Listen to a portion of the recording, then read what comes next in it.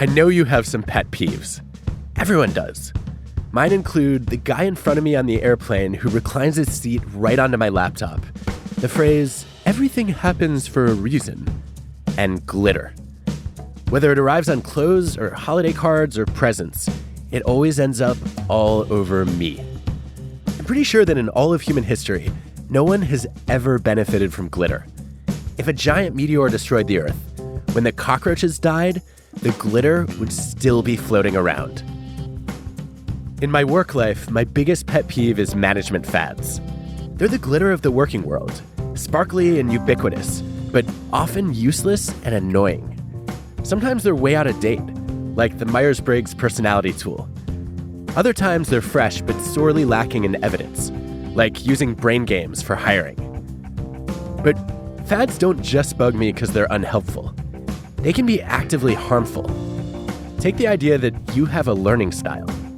You're about to trash that, aren't you? I'm totally going to trash it.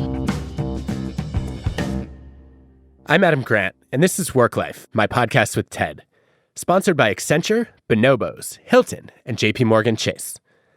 I'm an organizational psychologist. I study how to make work not suck. And management fads are a big reason why work often sucks. So I'm taking them on in this bonus episode. To do that, I got together with Stephen Dubner. You might know Stephen from the popular Freakonomics podcast and book series. I wanted to discuss with him, actually debate with him, the merits of certain fads in work life. So we sat down in Boston this spring during the MIT Sports Analytics Conference to hash it out. Hey, Stephen Dubner. Hi, Adam Grant. Why are you here? Why am I here in life? Yeah. Give me As more. in, why do you do what you do? Oh. So I misinterpreted you, yeah. Hi. By the way, hello, everybody. Why do I do what I do? So I'm a writer by training and by temperament and sentiment. So in my experience, most people who become writers like me are people who are incapable of really doing anything useful. I can't make anything. I can't build anything. I can't solve any problems. And so I just follow around people who do those things.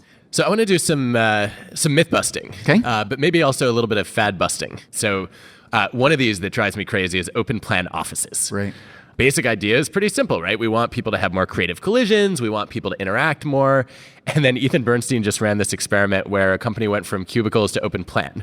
And people had 70% fewer face-to-face interactions afterward. And they sent more emails. And I think this was just them throwing their hands up and saying, I cannot handle all the overstimulation. I need to focus. So let me just get into a zone here and get out of my face. Why do you think this fad persists? I guess it's cheaper to have open plan offices. So I think that is a huge problem in any kind of, public health, public policy, et cetera, et cetera. So like in terms of the open office thing, I don't think it's that complicated. So I know the Ethan Bernstein study, and Ethan and somebody, who else was? Stephen Turbin. Okay. And it was a really interesting finding to see that people wanted less face-to-face interaction. I mean, to me, there are a number of substrata that are interesting to think about, including, well, wait a minute. Me personally, I hate face-to-face interaction. Not that I hate people, although kind of. I like people individually, but collectively, not. In practice, I like people. In theory, I don't. I have so many questions right now, but right. keep going.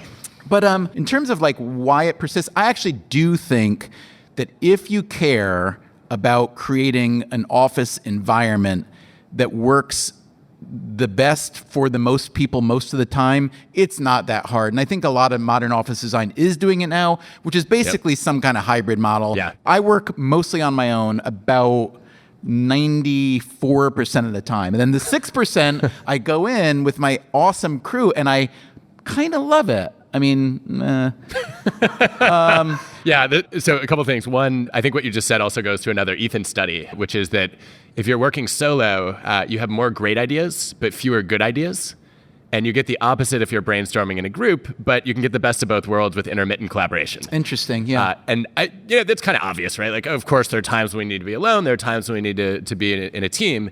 I think the mechanism, though, is really interesting, that if you're in a team that's brainstorming together all the time, the less creative people, they just copy the ideas of the most creative people. Whereas if you let them work separately, they actually come up with ideas of their own, and they're able to enhance the creativity of the most creative people. That's really interesting. So would the mechanism by which they fail or by which they copy be that they are sort of intimidated, that they're risk averse? I think so, yeah. Oh, that's interesting. So I don't know if you've written about this or where I've read it, but I do know that like meeting culture generally, which, like it's really easy to slam it because it's been mostly bad for a long time. Although I do think that people are getting better at it. But one really basic piece of advice that I read that I thought was brilliant, so simple in retrospect, is what are the odds that the quiet, shy, non-bravado possessing person has a worse idea than the noisy, cocky, well-presenting person? And I would say probably the correlation is negative. In other words, if you're the kind of person who's quiet and thoughtful and maybe shy, you probably spend a lot more time actually thinking, period, just thinking, as opposed to the noisy people. And I don't want to... You just threw every extrovert under the bus. Well, the thing that made me... The strategy that I thought was so simple and so brilliant is when you have the quiet person at a meeting, or maybe the shy person or the young person or the less experienced person, it's very simple to say, if after 15 minutes you haven't heard from that person, just invite them. Hey, Harry, I haven't heard from you. What do you think about it? There are a million ways to do it that doesn't feel like singling out, putting you on stage. And if they don't want to contribute, then fine, they don't. But to be invited to do that, I think is, because we once wrote a story about a hospital that was trying to increase hand hygiene rates. And the person who ultimately came up with the solution after many failures was the epidemiologist at the hospital, who was just by nature a kind of studious, quiet person. But it took until all the noisy ideas had failed, months and months, before she even had the kind of, I guess, maybe courage. And I think it's an easy remedy to a problem that is pretty large. It is. I also, I've been kind of toying with a few other solutions to this problem. One of them is to take these sociometric badges that were invented at the MIT Media Lab, where you can have everyone in the room wear them. And then it displays in real time how much talk time each person is commanding.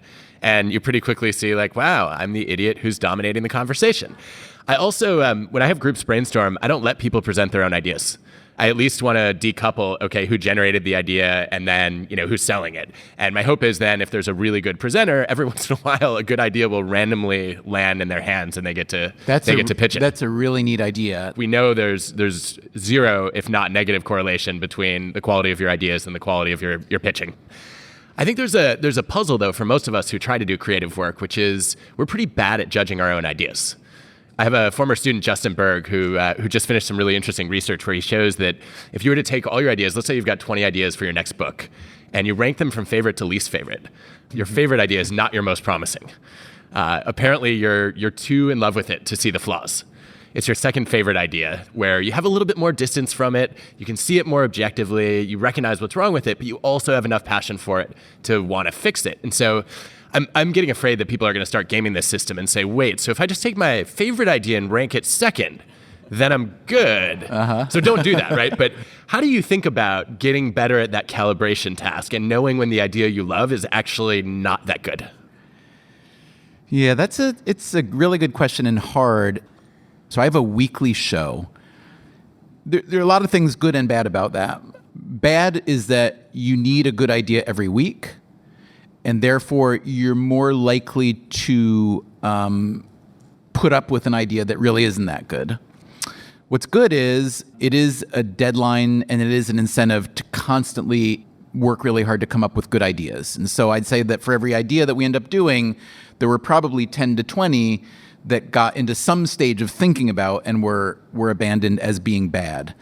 But because of my structure in that, there is a kind of mechanism for acceptance or rejection. But then there's a middle ground. Then there's an idea, like we'll have an idea, we'll start producing it, we'll start interviewing people, and it's just like boring. So for me, I have a very selfish set of criteria. It needs to be interesting to me. It needs to be potentially fun for me. And by fun, I don't mean like laughing fun. I mean like it has to be interviews that I look forward to doing. It has to be writing that I look forward to doing. So I have what are, for me internally, a set of what seem to be fairly high bars. I'm sure they're not high at all. But, what I don't do too much is try to use listener data to determine topics. Because I think that while listeners might like that or might think they like it, I know I wouldn't some would, some of their suggestions I might love, but they would want to hear like 20 podcasts on universal basic income in a row. But really, the only people who really want to, there's really only like 0.5% of people who want to hear that, but they tweet a lot. So that's what I mean by like figuring out what's noise and what's real magnitude and what's fake magnitude and so on. I would argue that there can be a really, really, really big benefit in not listening to or caring too much about what other people think about what you're doing, period. Because the minute you start to think, oh, will this be successful? Will it be popular? Will people think I'm blank for asking that kind of question? Will they think I'm rude? Will they think I'm insincere? Whatever. Then it starts to get more and more and more middling, and we kind of do live in a world of a lot of middling stuff. You know? I think that's right. So I want to get to a couple other fads. Because one of the things that drives me crazy as an organizational psychologist is walking into a company and finding out that they still use something like the Myers-Briggs. It's kind of like driving a horse in the era of cars. And like a horse was really great circa 1890, right? It was the fastest vehicle on the market. Except for the poop. A lot of poop problems. Quick public service announcement, and it's not about horse manure. We're not going deep on the Myers-Briggs here. If you want more on that, I did a whole episode on personality in season 1. Before that, I wrote an open letter breaking up with the tool. And then another post called MBTI, if you want me back, you need to change too. In short, despite its popularity, the personality tool has some major reliability and validity issues, and it's lagging way behind contemporary science. So why don't fads like that die? Partially because of good marketing and the fact that people have invested time, money, and emotions in them. But it's also because middle managers are often reluctant to rock the boat. I talked with Stephen about how to change that. Because there's about half a century of evidence on what you know probably is called middle status conformity, coming out of sociology, showing that if you are at the top, you have very little to lose by taking a risk, trying something boldly creative. And if you're at the bottom and you take a risk, you don't really have anywhere to fall. But poor middle managers have spent 5, 10, 20 years working their way to that position. And they have a lot to lose by taking a risk. And they're also, of course, often selected to move up that way by their ability to conform and enforce routines and norms and rules. Do you have any thoughts on how to open the minds of middle managers? I mean, no. That's not helpful. But I mean... Ladies and gentlemen, Stephen Dubner. But the knee-jerk response would be, incentives, because that's what, economics believes in incentives. The problem is when you talk to people in firms about incentives, they usually hear financial incentives, whereas in fact, as you well know, and as you've shown in your work, all over the place, there are all different kinds of incentives. There are social incentives and moral incentives and reputational incentives and so on. And I do think that within firms, if we're talking about firms, and again, I've been around a lot of firms. I used to have a job a long time ago. I did not like having jobs, which is why I don't have one anymore. I'm also not good at having jobs because I like to say what I really thought at meetings, which I realize that's not what meetings are for. I think what works really well, Colin Kammerer, whose work I'm guessing you know well, Colin Kammerer is, I guess, an economist by training who is also super mathematical and graduated college at the age of like 8 or something. And I was talking to him years ago about fame and how it's one of these very strange commodities that from afar, whether afar in distance or afar in time, might seem to have great value, but that up close is actually costly. And he said, yeah, that's why what you really want is local fame. Local fame, I've observed, not scientifically, but observationally over the years, local fame is incredibly powerful and desirable. It's why, like, when you go home to your family and you've done something that they approve of, like, that feels incredibly good. And within a firm, even if it's within your little pod of 5 people or 8 people, forget about the whole company. So I think recognizing that kind of incentive, recognizing that kind of emotion and trying to turn that into an incentive is the way to basically help people feel good about taking a risk that might result in that. I also find myself thinking a lot about prospect theory here and saying, okay, look, we know from decades of Kahneman and Tversky that when people have a certain gain, they like to play it safe and protect it. And when people are facing a guaranteed loss, that's when they're willing to take a chance, right? So I find that a lot of middle managers are pretty happy with the status quo.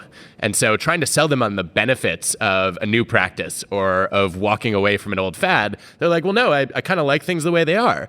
Whereas if you can highlight the costs of sticking with the status quo and say, look, here's why this is a horrible idea, then they either get really excited about changing or they get extremely defensive. It is remarkable to me that as customized as our culture has gotten in matching different things, right? So consumer preferences, you can act on them really specifically. Like to have a digitally searchable universe of things that you need to acquire is a massively efficient upgrade over the way it used to be. I used to need a Sears catalog or whatever, and now, like whatever I want, I can literally type it and find it. And so I feel like our mechanisms right now for matching people, a person, and all their intellectual and emotional, et cetera, components to a work life that will be good for them and that they will be good at, I feel like we're really bad at that. Horrible. So what are you doing about that? Nothing. No, shouldn't that be like the grail of your people? Yeah, although I don't think the matching question is nearly as interesting as the changing question. Whatever job you land in, how do we both mold the job to you and help you mold yourself to be effective in that job? That would be, to me, a little bit like if we're going to use a sport analogy, it'd be like, I'm going to play 8 sports when I'm young and I want to be a professional athlete. How do I decide, and at what point do I decide to devote all my resources to the one? I mean, I believe hugely in, I don't like the word passion because it's become just like a greeting card word, but I do believe strongly in the idea of passion and that it's really hard to get good at anything unless you love doing that thing. Next fad, 10,000 hours. So misunderstood. The poor 10,000 hour rule has just been like a piece of taffy or something. It's been pulled and stretched, then frozen and then melted. And it's come to mean a very, very, very basic thing to most people, which it was never meant to mean. Okay. So I'm sure you've read the David Hambrick et al. Meta-analysis looking at how much does deliberate practice really matter and showing that it's highly influential for games, for definitely for music as well. It explains less than 1% of the variance in professional performance, though. So, I know, the work of Anders Ericsson and his cohort, who did really, really great research in many, many domains. And basically, all they really argued was that if you want to be really, really good at something, you have to work really hard at it. Who knew? Right, who knew? Earth-shattering revelation. And there was one kind of paradox in there, which is that people who are innately really gifted, if they don't work hard, they're probably not going to end up being really good. So that is a little bit counterintuitive. But, genes are killer, people. And not just in physical stuff also. So really, if you read books like yours or read a book like Angie Duckworth's book, Grit, what you find is that people who get really, really, really amazingly good at something, they kind of did it all. Often, or at least, if we want to make 5 dimensions on which we're going to measure accomplishment, they were at least a 7 out of 10 on all 5. So yeah, being fairly talented and really lazy is almost never going to work. But being really, really hardworking at, let's say, basketball, if you're not somewhat talented, is also not going to work. So I'm trying to learn to be a good golfer. That brings us to another fad, learning styles. You're about to trash that, aren't you? I'm totally going to trash it. Mm-hmm. You see this in education a lot. It's found its way into the workplace. And so what you're supposed to do is first find out, am I a kinesthetic, auditory, or visual learner? But I'm supposed to digest that information, through the learning style that's comfortable for me. And Harold Pashler and his colleagues did a massive review of all the evidence for decades, and they found no compelling evidence whatsoever that your so-called learning style has any implications for your actual learning. And I think some of that might be because, if we think about it, there are probably times when you learn something better when it's harder for you, right? The more you have to struggle to comprehend something, the more you actually internalize it, as opposed to saying, this is a breeze, I don't really have to think about it much. The other thing that I think is fascinating about learning styles, though, is that some of it is just there's some tasks that are better learned in one medium than another. So actually, let's ask the audience to try something for a second. Can I ask all of you to think of a language that you speak fluently? Stephen, do you speak any languages other than English? Barely English, no. Okay. No others, yeah. Those of you who do, think of a language that you speak other than English, if you do. And let's take French for those of you who are looking for a language. I want you to picture a perfect French accent. Okay, that didn't work, did it? Try drawing it. Okay, it doesn't work in the visual medium, does it? Okay, wait, now, try to do it kinesthetically. Can you stand up and act out a perfect French accent? Of course not, right? You have to hear it. And I think so many tasks work that way that... You didn't give that... Somebody was about to stand Do you and think? be French. Right? wanna see there it. you go. But I think that there are a lot of tasks that actually work that way, right? There's some things we just have to learn by doing them, and others that we have to learn by hearing them or reading them. And so I would just love to know, how do we get this particular myth to go away? So I trust you and believe you, but I'm not sure I fully embrace the concept. There is an outfit that's now called, I think, New Classrooms. I don't know if you've ever heard of them, but it operated from a very basic idea, which is basically the idea that you're trashing, which is that there are different, quote, learning styles. But basically, there were some educators who looked at kids trying to learn math. And these were mostly kind of kids who didn't low income, low education kids, and they were getting really, really stuck on math in like 4th, 5th, 6th grade, whatever. And the guy who originated it looked at what was actually happening in a classroom. You've got 30, let's say, kids and one instructor and one mode of instruction, which is to illustrate it and describe it, and then let the participants kind of practice it and master it, and they all have to go at roughly the same pace. What are the odds that that's going to work out really well? So it's very easy to imagine how it wouldn't. So what he did is he totally fractured it and said, we're going to take smaller groups, split them up, and we're going to offer a bunch of different modalities of learning. Yeah. Some kids will do group learning, peer-led, teacher-led, virtual learning, game playing, blah, blah, blah. And then every day, every kid gets tested in that area to see how they did using which modality of learning. And then the next day, overnight, the algorithm writes your playlist for the next day to see what modality should you use to learn the next lesson. And that program showed really impressive gains, because it seems to say to me, and again, you may know more than I, or you may just disagree with it, it would seem to say that in that case, for 11-year-old kids learning math, indeed, there are some people, maybe it's not a learning style, maybe it's just like a personal comfort thing. Maybe they didn't like being surrounded by kids that they felt were smarter. Maybe they didn't like listening, maybe they hated the teacher. So it may be really hard to disentangle that. Maybe it's even just a Hawthorne effect, right? That somebody paid attention to them, they let them be a little more engaged or exercise some individual discretion or preference, and then they're like, hey, this is more fun, it's not as bad as I thought. I agree. So again, I totally believe, you know a lot more about this than I, so I totally believe that what you're saying is true, but I would be a little bit hesitant to throw out the baby with the bathwater. I like living in a world where people not only have different capabilities, but different ways to exercise those capabilities. So again, I'm nothing, but I'm going to stick with my story. I like your heuristic of deferring to the expert, almost deferring. But I show very high emotional intelligence by doing so, don't I? I learned something here. It's interesting to me, though, that when I hear you talk about that, I'd say, all right, you know what? If you think about this, heterogeneity as a source of freedom, that's a good thing. What I worry about with learning styles is that they actually restrain people, right? So I have people come into my classroom all the time who will say things like, well, I'm just not an auditory learner, so I can't listen to a lecture. And the reality is, well, either the lecture needs to be better, or we should find some ways for you to pay attention differently, right? There's no reason why somebody should get away with saying, this is not the way that I like to learn, and therefore I can't learn that way. What do you mean get away with? Like, you're worried that they're scamming you somehow? No, I'm worried that they're limiting their own learning, and they're closing the door to different ways of engaging, because they say, I prefer to engage this way. That doesn't mean I can only learn that way. And your view is that they have some aversion to it, and if they worked at it, they would master it. Yeah, or just that you don't have to... I definitely disagree with you on this one. You do? Because, totally. ugly because I think about podcasts. So I make podcasts, but I do not like podcasts. I'll say it right here. I do not enjoy listening to podcasts. They're too slow. Like that's why we listen on 2X. No. 2X just then makes it chipmunky. That's no better.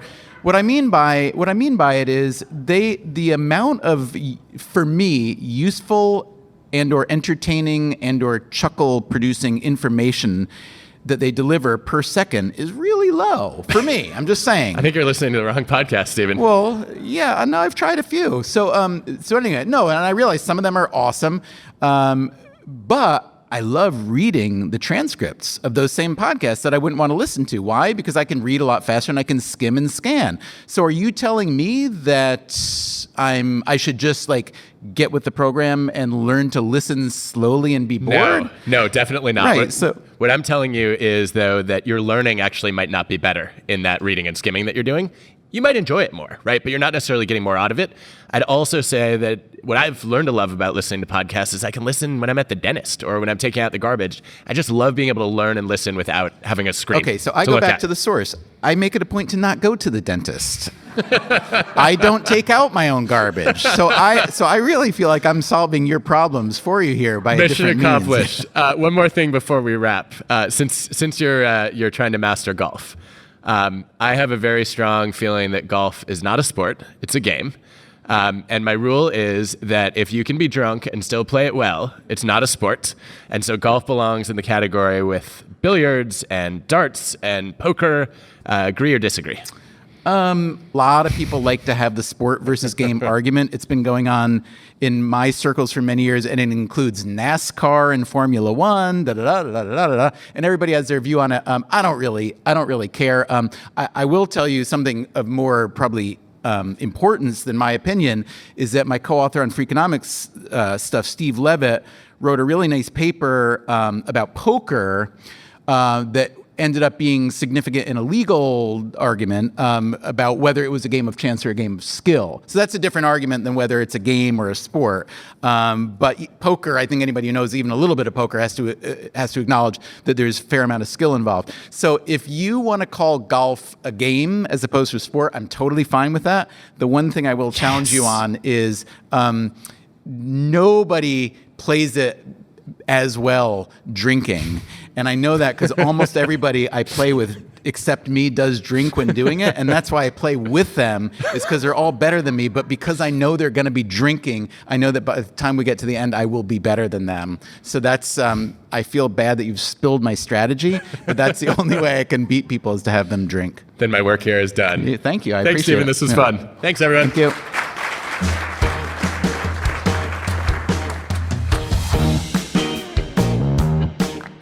WorkLife is hosted by me, Adam Grant. The show is produced by Ted with Transmitter Media. Our team includes Colin Helms, Greta Cohn, Grace Rubenstein, Michelle Quint, Angela Chang, and Janet Lee. This bonus episode was produced by Jessica Glazer and Dan O'Donnell. Our show is mixed by Rick Kwan. Original music by Hansdale Sue and Allison Leighton Brown. Thanks to MIT for hosting our discussion, and to Stephen Dubner for joining. And thanks to you for listening. If you liked what you heard, please rate and review the show. It helps people find us.